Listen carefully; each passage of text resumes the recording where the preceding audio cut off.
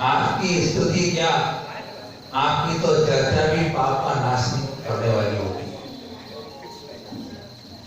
आसाम तव स्तवनमस्त समस्त दोषम तत्संग आसाम तव तत्संकथापि जगतां दुरितानि हन्ति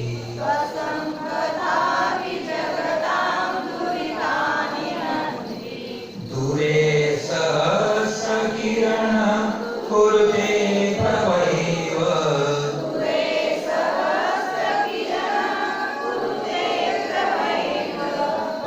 पद्माकरेषु जलजानि विकासभान्ति।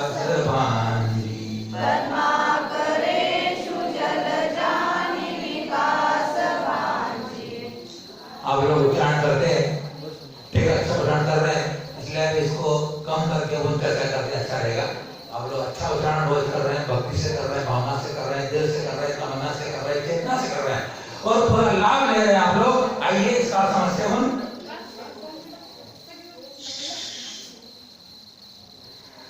पहली पंक्ति में समस्त दोषम अस्त, समस्त दोषों से अस्तन रहित, तव स्तवनम आस्ताम। पहली पंक्ति में ये तव ने आपका, स्तवन ने स्तोत्र, आस्था ने दूर रहे, आस्था ने दूर रहे। समस्त दोषों से अस्त अने रहित, तव अने आपका, स्तवम अने स्तवन, आस्था अने दूर रहे।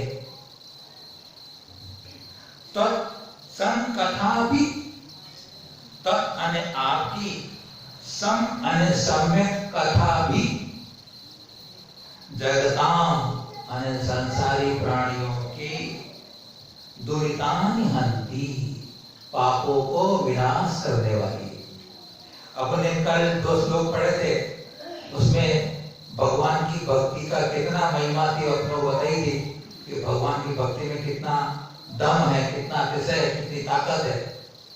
तो यहाँ इस श्लोक के माध्यम से कहना चाहते हैं कि भगवान, आप पूरा कर लेते हैं, ज्यादा करेंगे हम तो, समस्त दोषों से रहित आपका स्तवन तो दूर रहे, आपकी सम्यक कथा ने आपकी चर्चा संसारी जगताम, संसारी प्राणियों के दुरितानी अने पापों को, दुरित कहते हैं पाप को, दुरितानी अने पापों को हंती है, नष्ट करती है।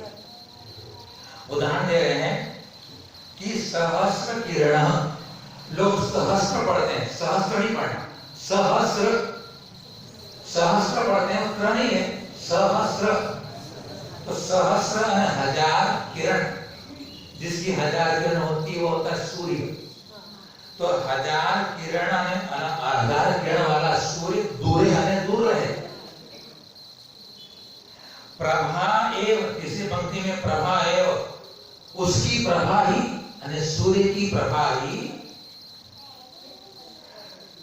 पद्माकरेषु, पद्माकरेषु तो पद्म ने कमल का आकर अने सरोवर, पद्म आकर, आकर ने जहाँ जो समुद्र को होता है, जहाँ जल का बहुत समूह होता है उसे आकर कहते हैं।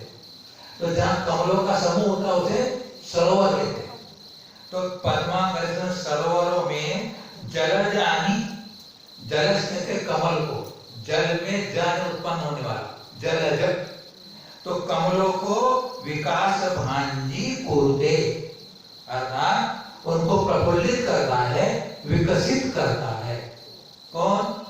सूर्य तो नहीं, सूर्य तो दूर रहा, उसकी प्रभा, उसकी कांति ही सरोवर में रहने वाले कमलों को विकसित कर देती है।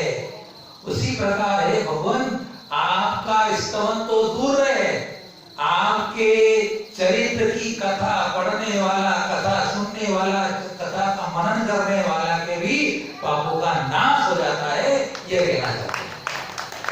मतलब क्या हुआ? स्तोत्र तो है सूर्य के समान और आपकी कथा है तो सूर्य किरणों के समान। जब सूर्य की किरणें ही जब कमल को विकसित करने की ताकत रखती है तो विचार हो तो सूर्य में कितनी ताकत होगी। तो स्तवन कितना पावरफुल है, स्तवन इतना महिमावंत है कि उस स्तवन से जीवों को सम्यक दर्शन की प्राप्ति हो जाएगी। और आपकी कथा जो करेगा, उनका जो चरित्र है, तीर्थंकर भगवान का चरित्र भी अगर कोई भव्य जीव पढ़ता है, सुनता है, स्तवन करता है, उसका मनन करता है, तो भी उसको सम्यक दर्शन की प्राप्ति हो जाती है। ऐसा यह महिमावंत है भगवान आपका स्तवन है। जो यहाँ पर कहा समस्त दोषों से रहित, ये समस्त दोषों से रहित से भगवान के चारित्र गुण की यहाँ पर महिमा बताई गई है कि भगवान का चरित्र कितना महिमावंत है, इस बात में कथन किया गया है। 10 नंबर के श्लोक में बनाते हैं। भक्ति से यह कहते हैं कि आपकी स्तुति तो शरणागत को आपके सदस्य बनाने वाली है। आपका जो स्तवन करेगा, आपकी स्तुति करेगा, तो शरण में आए हुए को भगवान बना देगा। तो कहते हैं कि भक्ति से भक्त भी भगवान बन जाता है। अब विचार करो, 7वीं शताब्दी में होने वाले आचार्य भगवत ने वाले मानतुंग आचार्य देव, उन्होंने कितना अंदर अपने भगवान की भक्ति का अनुभव लिया होगा, कितना गहराई में गए होंगे कि भगवान की भक्ति में, भगवान के गुणों में, भगवान की प्रशंसा करने में, भगवान की गुणानुवाद करने में कितनी ताकत, कितनी एनर्जी, कितनी शक्ति है कि उस भक्त को भगवान बना देने की ताकत उस स्तवन में है। कितना अनुभव किया होगा। आज हम साधु लोग आपको कहते हैं तो आपको विश्वास कम होता होगा, लेकिन 7वीं शताब्दी के आचार्य लिख गए तो कई कुछ बात जरूर तो लिख गए हो। क्या कहते हो? मत्वेति नाथ तव संस्थानम, नहीं नाट्य के भक्ति में हो जाता है। गिरगिट सलाम कर रहे हैं। नाट्य भूतम भुवन भूषण भूतनाथ, नाट्य भूतम भुवन भूषण भूतनाथ, भूतैर्गुणैर्भुवि भवन्तमभिष्टुवन्त, भूतैर्गुणैर्भुवि भवन्तमभिष्टुवन्त, तुल्या भवन्ति भवतो ननु तेन किं वा, तुल्या भवन्ति भवतो ननु तेन किं वा, भूत्यासितं यैह नात्मसमं करोति, भूत्यासितं यैह नात्मसमं करोति। भुवन भूषण पहली पंक्ति में भुवन भूषण संबोधन है, भगवान को संबोधन कर रहे हैं। भुवन है 3 भुवन, 3 भुवन के भूषण यानी आभूषण अर्थात श्रृंगार भूत भगवान बोलते रहेंगे, आप 3 भुवन के श्रृंगार भूत हैं। फिर कहते हैं भूतनाथ, ये भी संबोधन है। भूतनाथ और भूत कहते प्राणी को, प्राणियों के नाथ ने प्राणियों के स्वामी हो, उनके पालनहार हो। भूत कहते हैं चतुर्निकाय के देवों को, भूत कहते हैं चतुर्निकाय के देवों को, उन देवों के भी नाथ यानी स्वामी हो, अर्थात चतुर्निकाय के देव आपके चरणों में प्रणाम करते हैं। ऐसे है अनंत आदिनाथ भगवान। ऐसा संबोधन करके अपनी बात कह रहे हैं भगवान को। क्या कह रहे हैं कि भूतहि गुणहि अभिष्टु भवंत अभिष्टुवंत, भूतहि है वास्तविक, वास्तविक गुण यानी गुणों के द्वारा, भवंतम यानी आपका, भवंतम यानी आपका, वास्तविक गुणों के द्वारा भवंतम यानी आपका, अभिष्टुवंत स्तवन करने वाला, आपका भजन करने वाला भक्त क्या होता है? भवत तुल्या भवन्ति, तीसरी भक्ति में भवत तुल्या भवन्ति, आपके समान हो जाता है।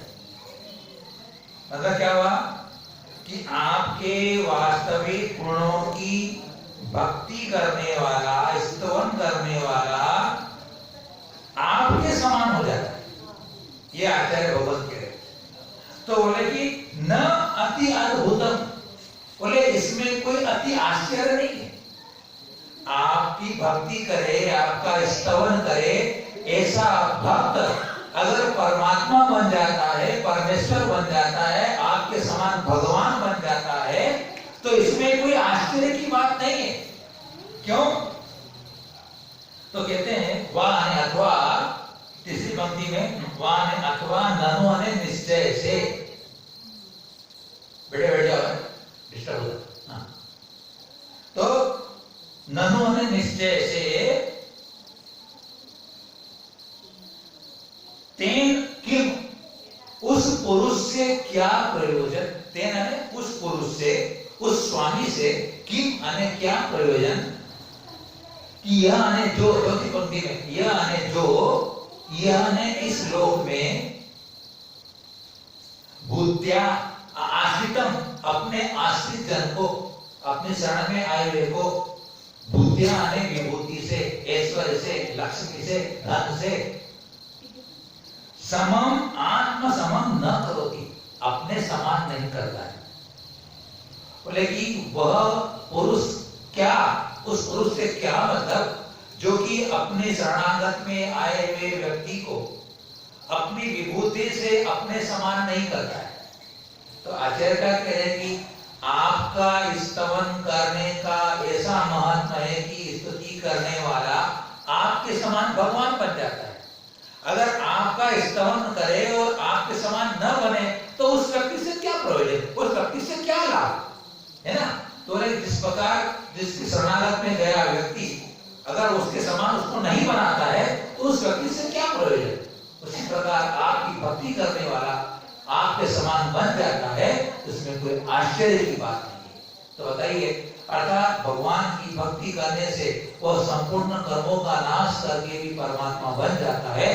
ऐसा भगवान के भक्त के अंदर शक्ति पैदा हो जाती है। इस श्लोक के माध्यम से अब आप बताओ, जब हम भगवान बन सकते हैं भक्ति से, तो इस संसार की संपदा, संसार के जो कुछ भी हम मनोरथ चाहते हैं, इच्छा करते हैं, वो अगर आपको मिल जाएगा तो उसमें क्या आश्चर्य की बात है। इसलिए भगवान की भक्ति में तल्लीन रहो, मस्त रहो, आप सुनिश्चित इस लोक और परलोक में सदा सुखी रहोगे। यही भावना हमारे आचार्य भगवान कह रहे हैं।